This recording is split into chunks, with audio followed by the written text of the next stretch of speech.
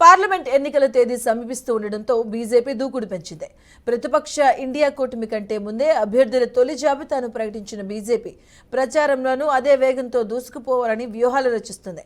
మోదీ ఇమేజ్తో మూడవసారి కేంద్రంలో పాగా వేయాలని చూస్తున్న కాషాయ పార్టీ ప్రధాని చేత వీలైనన్ని ఎక్కువ బహిరంగ సభలు, రోడ్ షోలు నిర్వహించాలని ప్లాన్ చేస్తుంది. ఈ మేరకు ప్రధాని మోదీ పార్లమెంట్ ఎన్నికల ప్రచార తేదీ ముహూర్తాన్ని ఖరారైనట్లుగా సమాచారం. ఈ నెల 25వ తేదీ నుంచి మోదీ ఎన్నికల ప్రచారం ప్రారంభించనున్నారు. భారీ బహిరంగ సభలతో పాటు పలు చోట్ల రోడ్ షోలో నిర్వహించనున్నారు.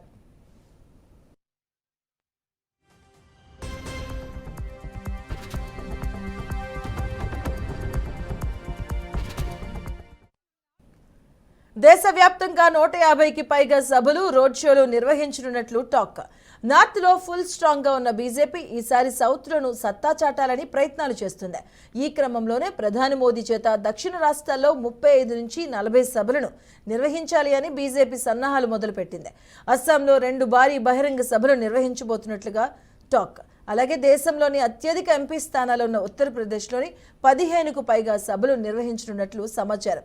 మోదీ నామినేషన్ రోజు వారణాసిలో భారీగా రోడ్ షోకు బీజేపీ ఏర్పాట్లు చేస్తుంది. ప్రధాని మోదీతో పాటు బీజేపీ జాతీయ అధ్యక్షుడు జేపీ నడ్డా, కేంద్ర మంత్రులు అమిత్ షా, రాజ్నాథ్ సింగ్, సీఎం యోగి పార్లమెంట్ ఎన్నికల ప్రచారం నిర్వహించనున్నారు.